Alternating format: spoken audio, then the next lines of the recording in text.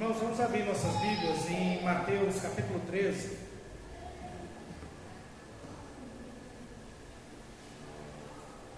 Mateus capítulo 13, nós vamos ler hoje a partir do verso 31 ao verso 35.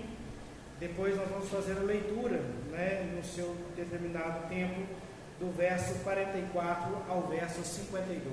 Amém? Mateus capítulo 13, do verso 31. Se você encontrou e puder ficar em pé.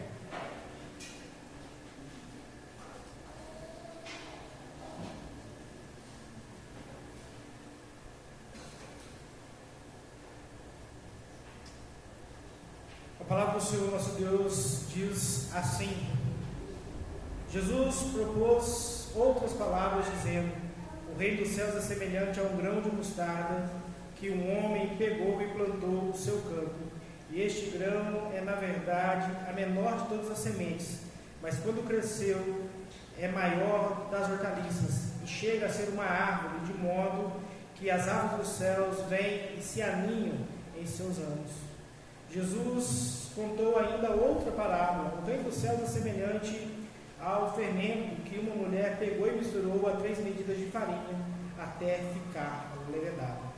Jesus disse essas coisas à multidão por parábolas, e sem parábolas não lhe dizia nada. Por isso aconteceu para se cumprir o que foi dito por meio do profeta: abrirei a minha boca em parábolas, comunicarei coisas ocultas desde a criação do mundo. Amém? Vamos orar. Senhor nosso Deus e Pai, graças te damos pela tua palavra, Pai, a qual o Senhor nos permite ter acesso. Nós pedimos, ó Pai, que nesse momento o Senhor nos ajude a compreender, ó Pai, o que a tua palavra nos tem a dizer. Compreender, ó Pai, as verdades ocultas nessas tão simples parábolas, mas que nos trazem tão grande entendimento acerca da tua vontade. Nos ajude, ó Pai, a entendermos e a vivermos, ó Pai, de maneira, ó Pai, com que essas parábolas se tornem cada vez mais vivas em nós. É isso que nós oramos e agradecemos ao Senhor pela oportunidade. Diminua a vida do teu servo, que o Senhor mereça poder e glória nessa noite. É por isso que nós oramos em nome de Jesus. Amém. Pode se assentar. Mateus capítulo 13, ele é um conjunto de parábolas. Nós temos aqui 7 parábolas, iniciando com a parábola do semeador, a sua explicação, a parábola do joio, algumas outras parábolas que nós vamos perceber aí o que Deus tem a fazer. A grande parábola desse capítulo todo é a parábola do semeador, que vai dar margem e brecha para que a gente possa entender todas as demais parábolas. E essas parábolas, elas têm um significado para nós, ela tem um objetivo em nosso coração. Quando nós vemos aqui as parábolas como a do semeador e a do joio, nós temos a oportunidade de aprender a respeito do Evangelho e dos frutos que o Evangelho nos proporciona, O Evangelho é essa semente que é lançada a fim de produzir salvação aos que encontram. Porém, nem sempre se encontra corações aptos a florescer. Da mesma forma que existe quem semeia a mensagem do Evangelho, o inimigo das nossas almas também semeia a sua semente, procurando oportunidades para lançar as suas sementes infrutíferas, sementes que não podem produzir alimento e nem salvação. E quando nós olhamos, para as sementes lançadas, tanto a semente do bom semeador quanto a semente do inimigo, nós vemos florescer belas e vistosas vidas. Porém, o Senhor no último dia enviará os seus anjos então farão a colheita e separarão aquilo que é de Deus daquilo que não é de Deus. Essa é a ideia das 2 primeiras parábolas que nós acompanhamos aqui. E a partir de hoje, nesse momento hoje, nós vamos olhar mais 5 parábolas que se acompanham nesse texto e nós temos que entender como essas parábolas se relacionam com o reino de Deus. Porque nós temos um reino de Deus que é plantado no coração das pessoas por meio da semente lançada, um reino de Deus que floresce, um reino de Deus que se colhe, e agora nós temos outras pequenas parábolas que nos ajudarão a compreender de maneira plena toda a verdade que o Senhor está revelando a nós por meio dessas parábolas. E por isso nós então encontramos aqui a primeira dessas parábolas, a parábola do grão de mostarda, a parábola que se encontra no verso 31 e 32. O que essa parábola nos ensina? Essa parábola nos ensina a respeito do crescimento visível do reino de Deus. Em primeiro lugar, o reino de Deus, ele se apresenta de uma maneira humilde, de uma maneira pequena. Nós percebemos que em uma manjedoura nasce o Filho de Deus. Este é o pior lugar para o nascimento de um rei. E a palavra de Deus nos mostra como isso acabou florescendo. A mensagem do reino é um escândalo para os judeus e loucura para os gentios, e nós vemos a mensagem crescendo em todo o mundo. O mundo vê o início do reino, da mensagem do reino, como algo fadado ao fracasso, algo que não tem como dar certo. Mas a igreja está aí, triunfante, mesmo em meio às dificuldades. O nosso rei está vivo, mesmo depois de conhecer a sua morte de cruz. O reino está logo ali, esperando o retorno triunfante do nosso Senhor. É disso que a parábola da mostarda está nos dizendo.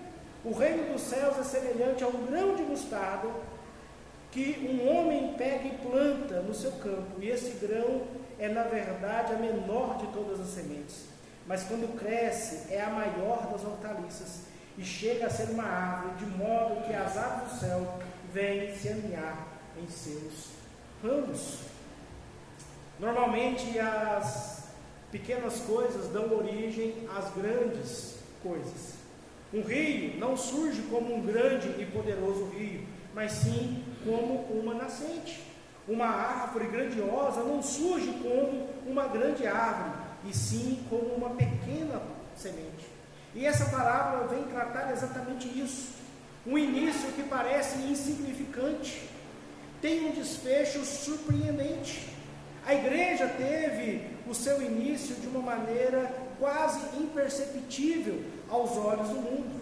Porém, o seu pequeno começo se expandiu através do Pentecostes, alcançou a Ásia, a África, a Europa. O Império Romano não pôde deter o seu avanço, as fogueiras, as prisões, o Coliseu e todas as outras formas de perseguição não puderam deter o avanço da igreja do Senhor Jesus.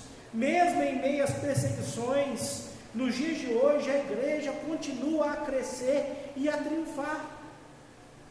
Muitas vezes nós olhamos para pequenas coisas, pequenas sementes, e nós pensamos, não produzirá nada. Que diferença faz eu anunciar o Evangelho a essa ou aquela pessoa? Que diferença faz essa pequena igreja num contexto de um mundo muito maior? Que diferença faz eu santificar a minha vida? Que diferença faz essa reunião com poucas pessoas? A grande diferença é que faz que a semente do Evangelho é algo que pode produzir coisas grandiosas.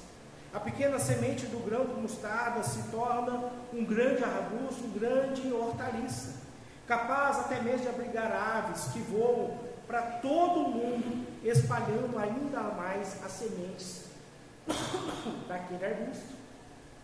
A grande verdade é que nós temos que acreditar na promessa de Deus, na forma com que Deus tem trabalhado.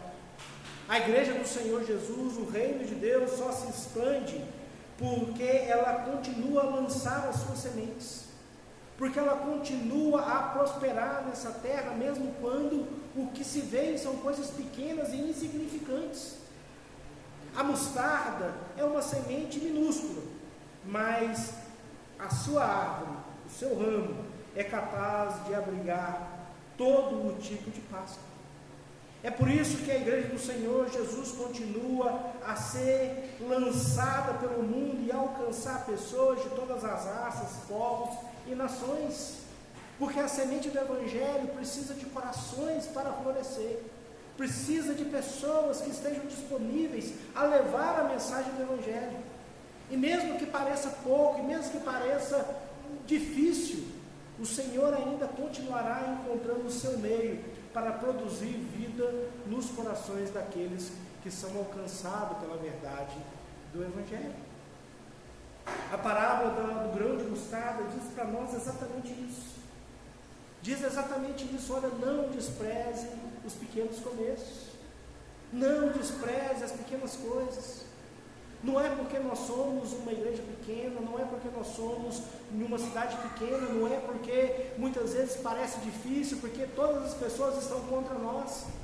O Senhor continua sendo fiel, o Senhor continuará dando crescimento ao Evangelho plantado em nossas vidas, para que nós possamos também produzir vidas por meio da nossa vida.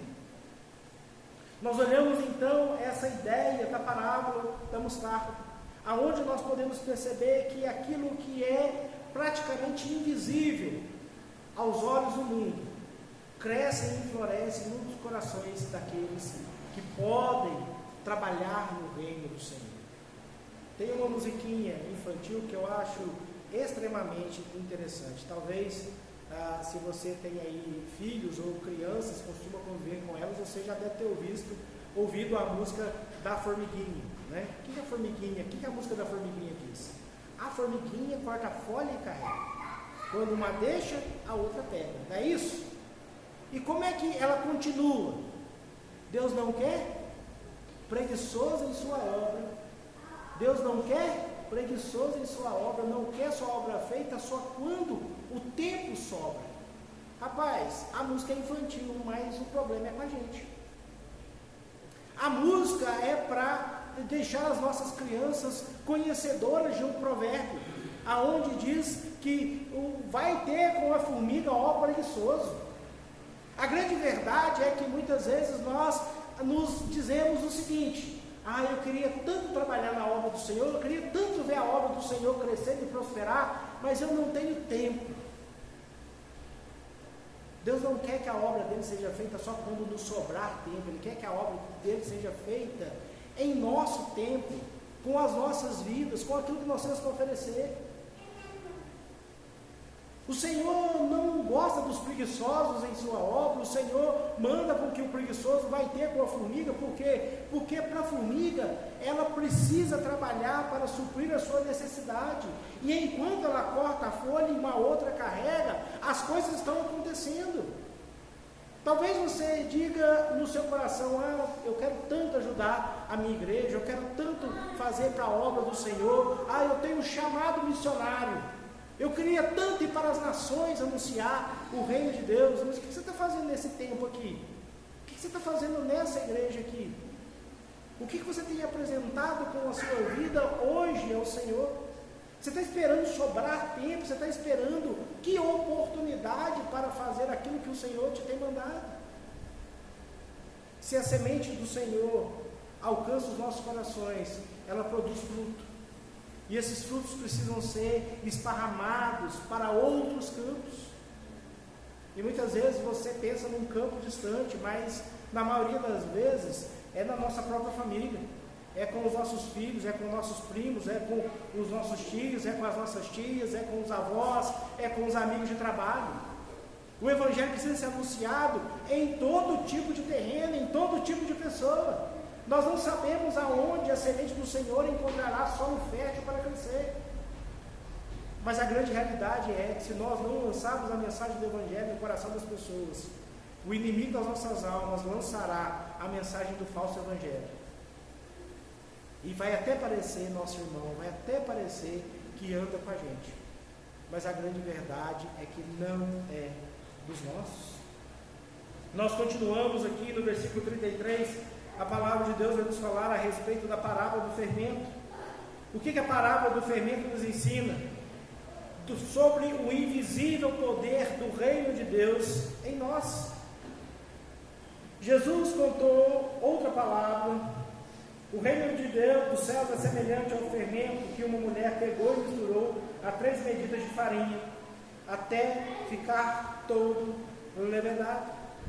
O fermento aqui não é usado de uma maneira negativa como em outros textos, e sim para falar de como o Evangelho age de forma rápida, silenciosa e eficaz. Uma vez que o Evangelho encontra morada em um coração, ele não permanece inerte.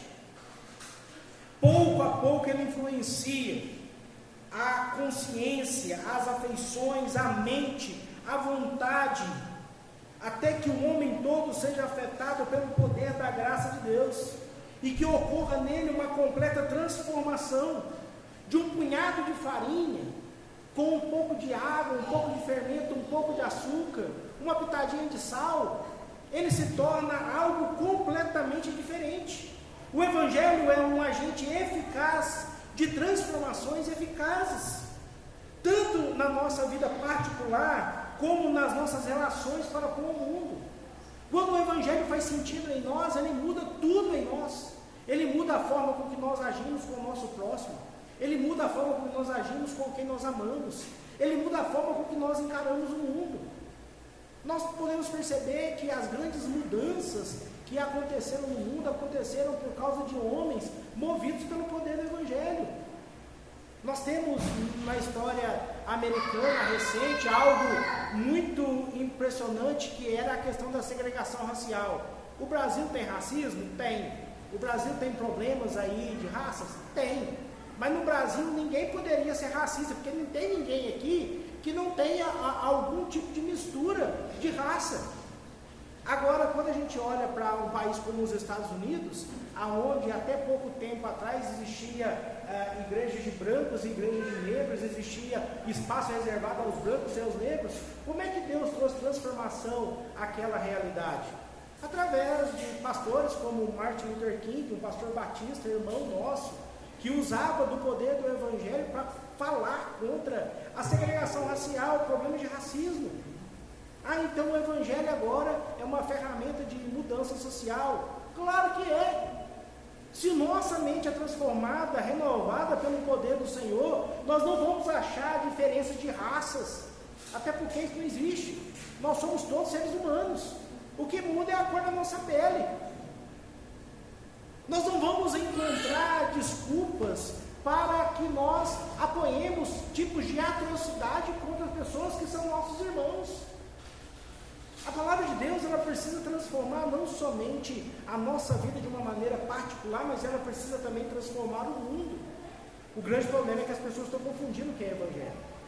Tem algumas pessoas olhando para o Evangelho e pegando só o viés social do Evangelho e falando: olha, o Evangelho é isso, ajudar os pobres. Não, o Evangelho não é ajudar os pobres. O Evangelho é anunciar a má notícia do pecado, a boa notícia da salvação, e isso vai fazer com que o coração do rico, do pobre, seja transformado, movido, a perspectiva de mundo vai ser transformada, as prioridades vão ter transformadas, vai haver um crescimento no meio do povo de Deus, porque quem tem menos vai ser ajudado por quem tem mais vai ter um coração mais apto a fazer. Aquele que não gostava de trabalhar, o preguiçoso, vai aprender que o trabalho não é um castigo de Deus, mas um privilégio que o Senhor nos deu. Nós, povo brasileiro, tem um problema com o trabalho. A gente olha para o trabalho e acha que o trabalho é castigo. O trabalho é bênção, meu irmão. Trabalho, quem criou isso foi Deus. Quem está atrapalhando o trabalho é o capiroto, que põe na cabeça dos outros que tem que ganhar dinheiro sem trabalhar. A palavra de Deus não ensina que a gente ganha dinheiro sem trabalhar. Tem gente que trabalha diferente, tem gente que trabalha com a cabeça, tem gente que trabalha de uma maneira diferente. Mas a maneira bíblica de haver prosperidade no meio de um povo é através do trabalho. A palavra de Deus fala a respeito da prosperidade. Como é que ele fala a respeito da prosperidade? Acorda cedo, trabalha o dia inteiro e dorme tarde, trabalhando. Guarda o pão de cada dia. O grande problema é que muitas vezes o Evangelho, ele ataca somente aquilo que eu deixo ele atacar.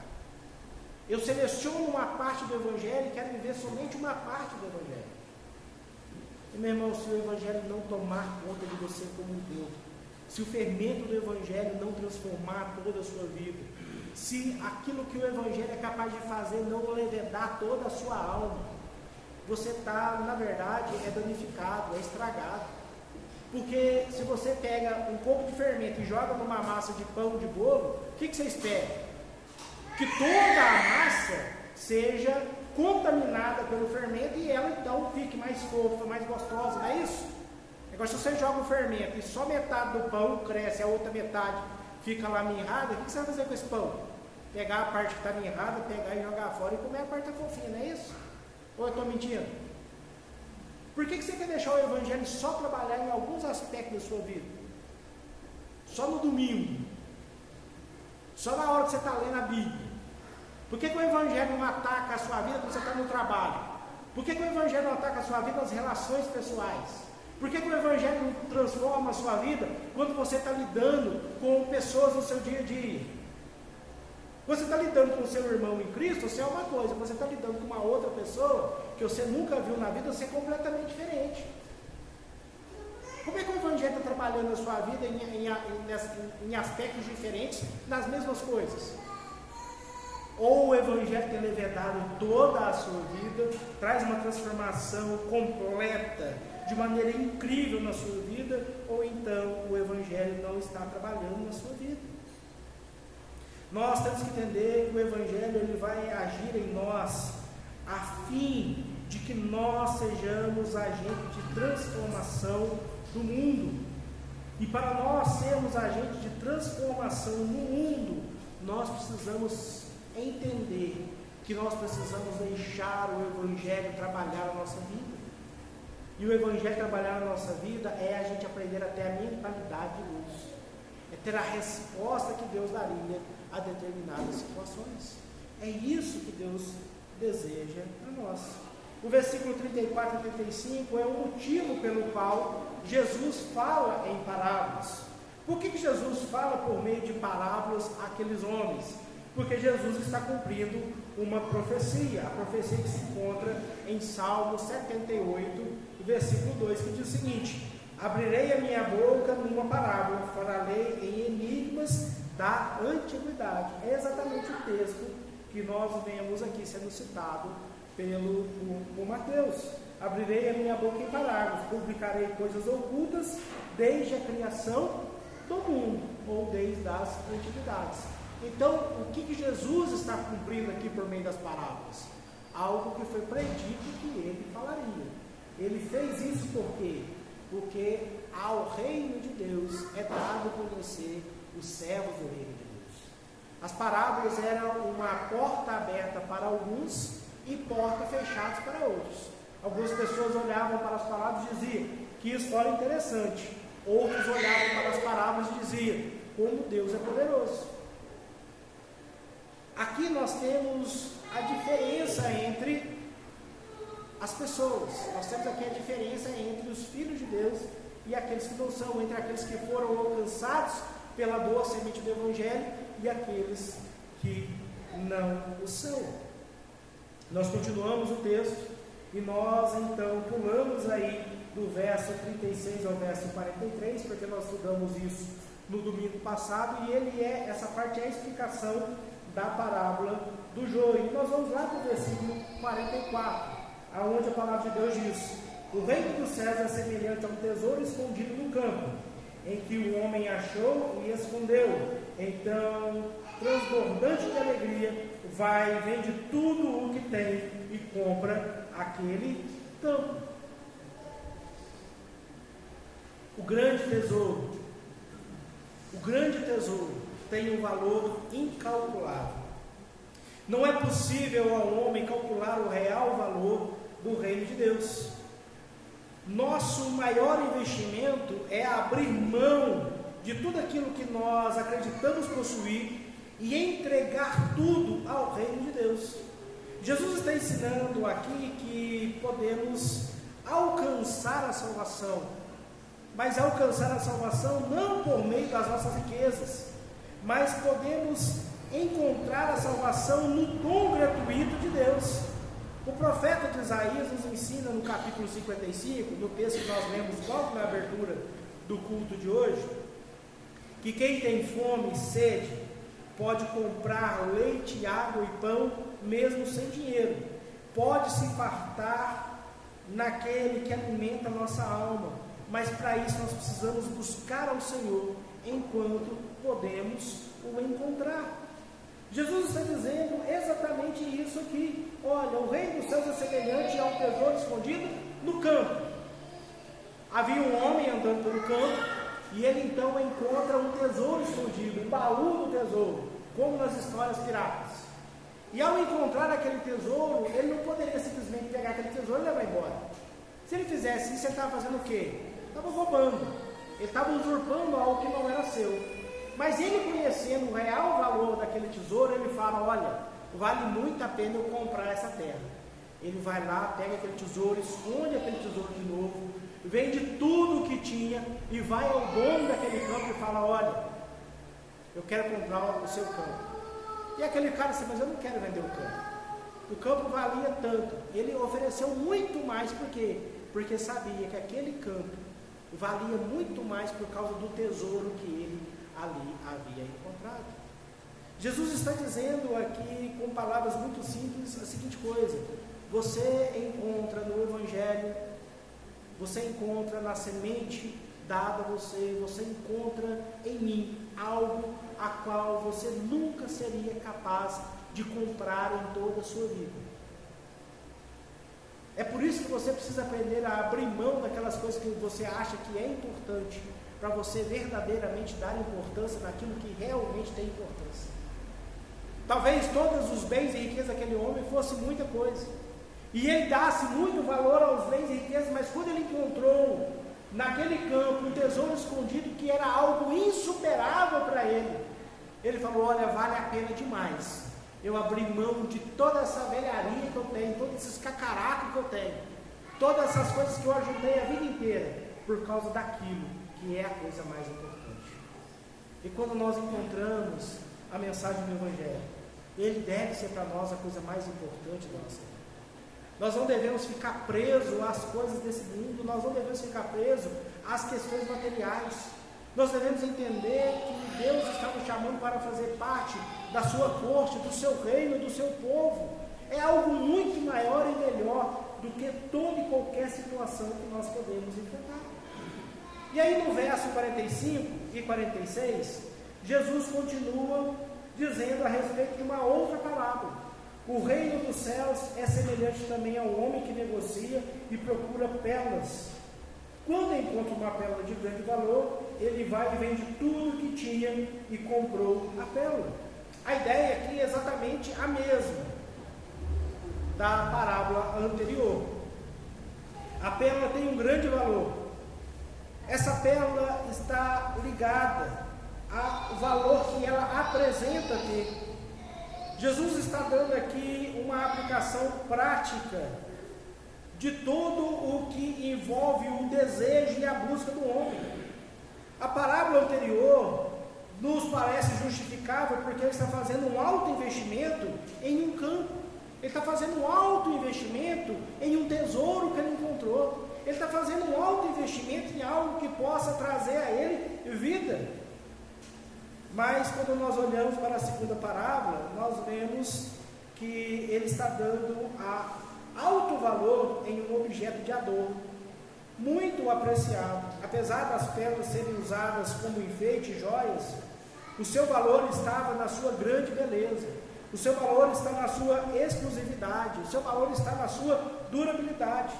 Jesus está ensinando que investir no reino é muito melhor do que investir em algo que não dura. Nós precisamos investir em algo que dure para toda a vida. E investir no reino é como investir em um adorno que vai durar para toda a eternidade. Quando nós encontramos a pérola de grande valor, nós encontramos uma pérola que ela vai brilhar para todo sempre.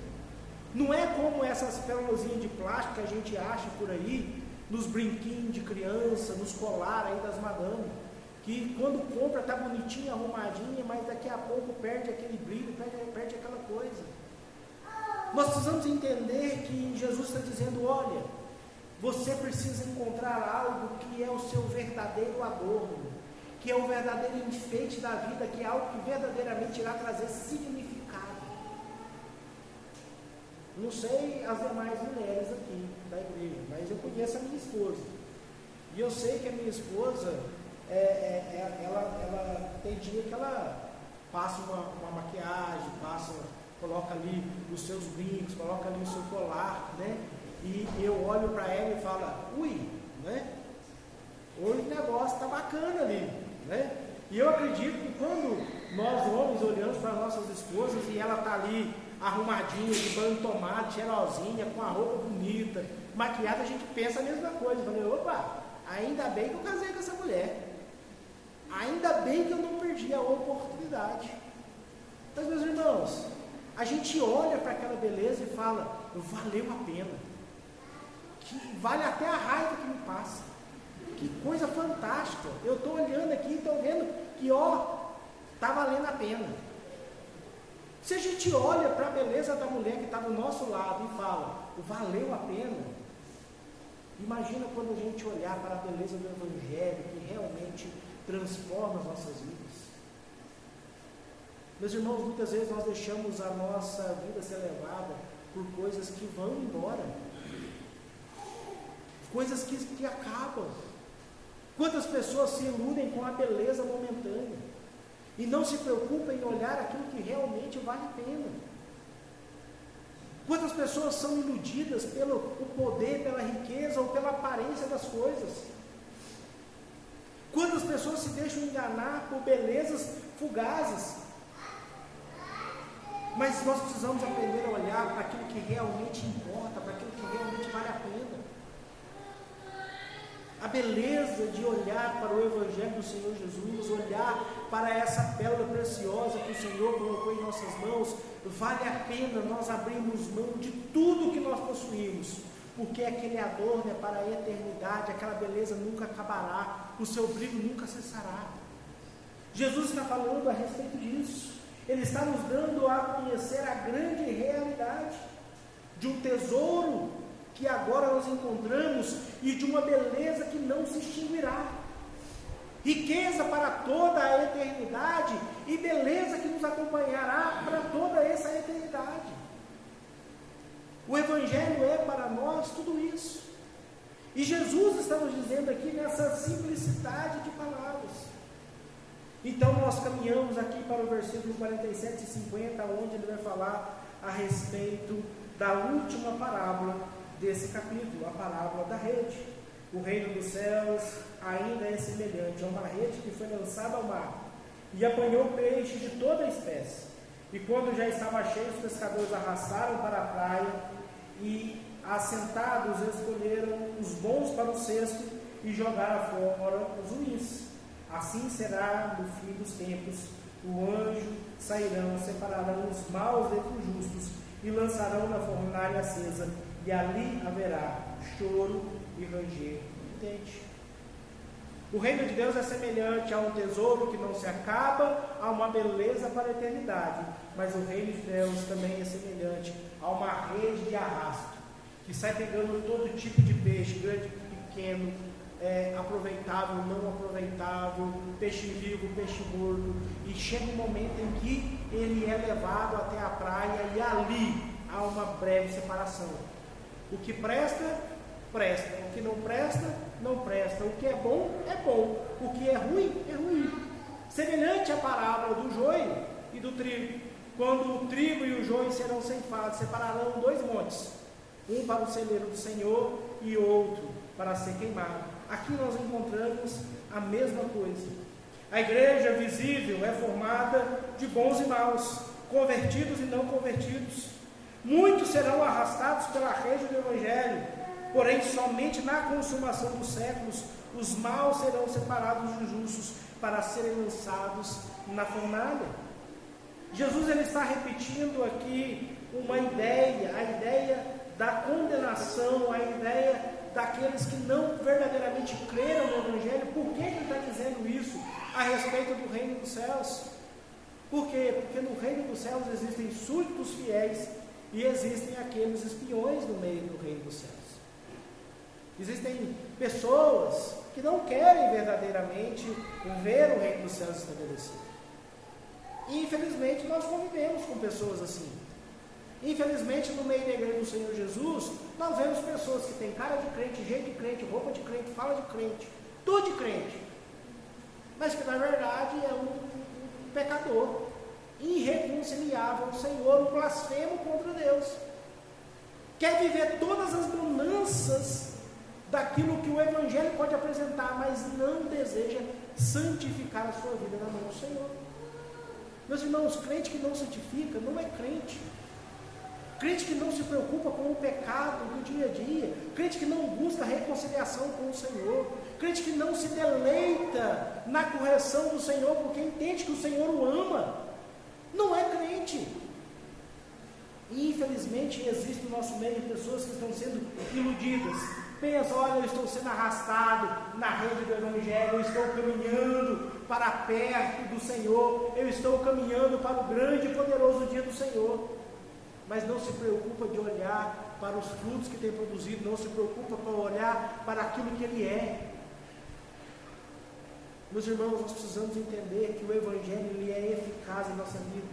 Assim como a semente da mostarda gera uma grande árvore, produz novas sementes, alimentam pássaros que sairão dali esparramando outras sementes.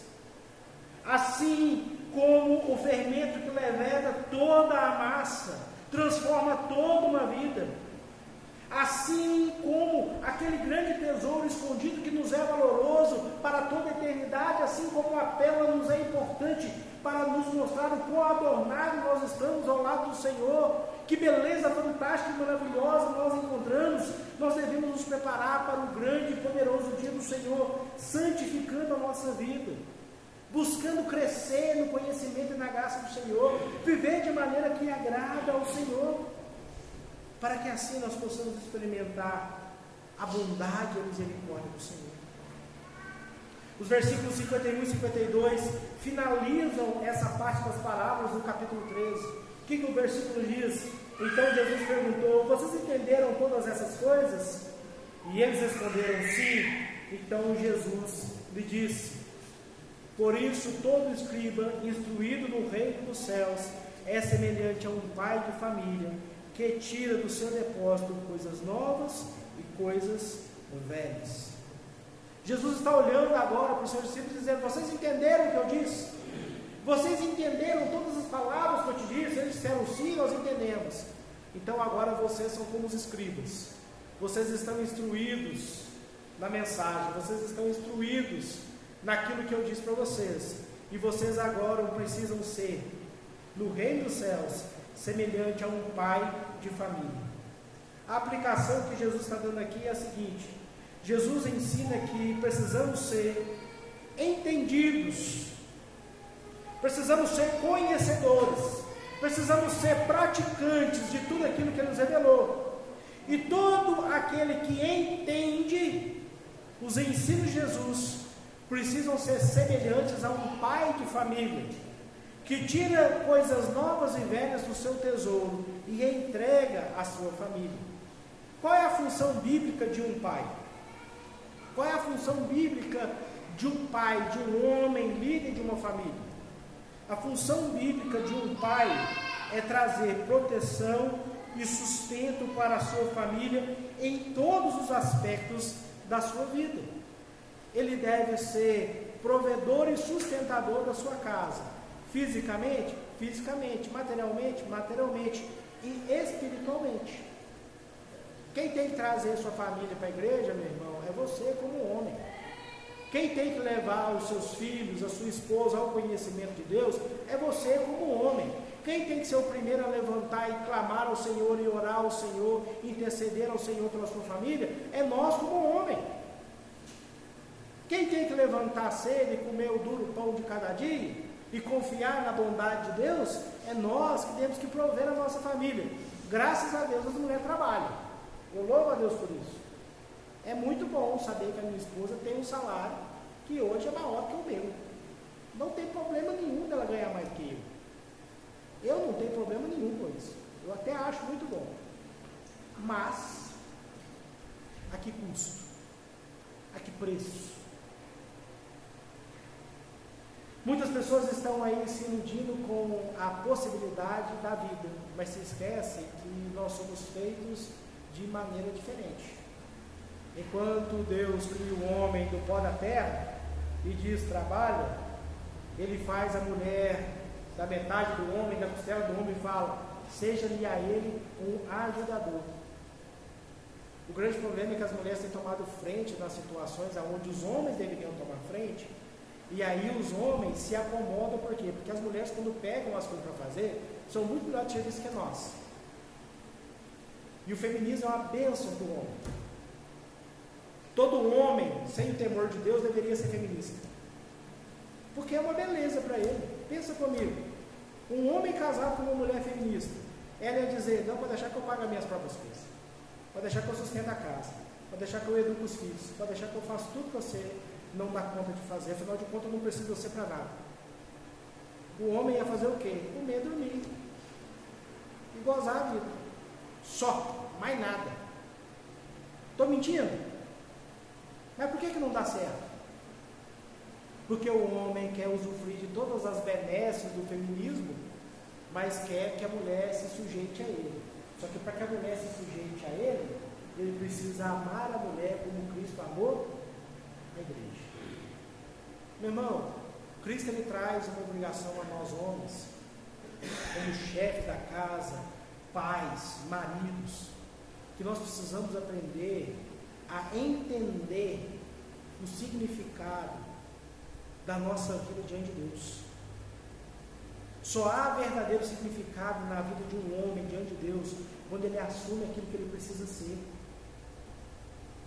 Ele tem que ser o melhor pai desse mundo, ele tem que ser o melhor marido desse mundo, ele tem que ser o melhor em tudo que ele faz, ele tem que ser o melhor no trabalho, ele tem que fazer tudo como se estivesse fazendo para Deus. Ele não está trabalhando para A, B, C, D, Zezinho da esquina, ele está trabalhando para Deus. Tudo que ele faz, ele tem que fazer para Deus, para a honra e glória do Senhor.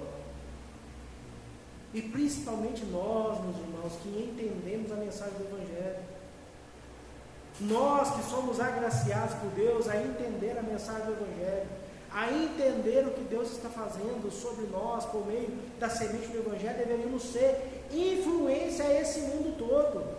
O mundo deveria olhar para os homens dentro da igreja e falar, eu quero ser como esses homens. Eu tenho uma tarefa árdua.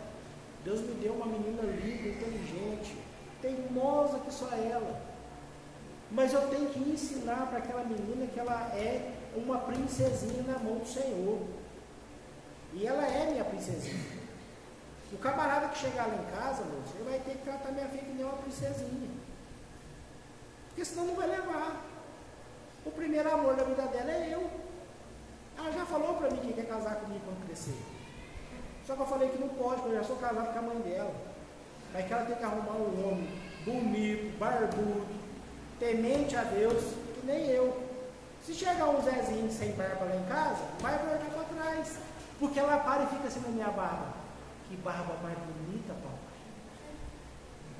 Eu sei que não está bonita, gente. Eu sei que está branqueando. Eu sei que está ficando esquisito. Eu sei que eu estou envelhecendo. Mas ela olha para mim e fala assim, papai, você é lindo. Eu não sou lindo porque eu estou remoçando, não. Eu sou lindo porque eu estou dando a devida atenção para ela. Porque eu estou sendo o pai que Deus me manda ser. Aquela mulher lá atrás, está comigo até hoje, porque querendo ou não, eu sou o marido que Deus está mandando eu ser na vida dela. Sou perfeito? Não.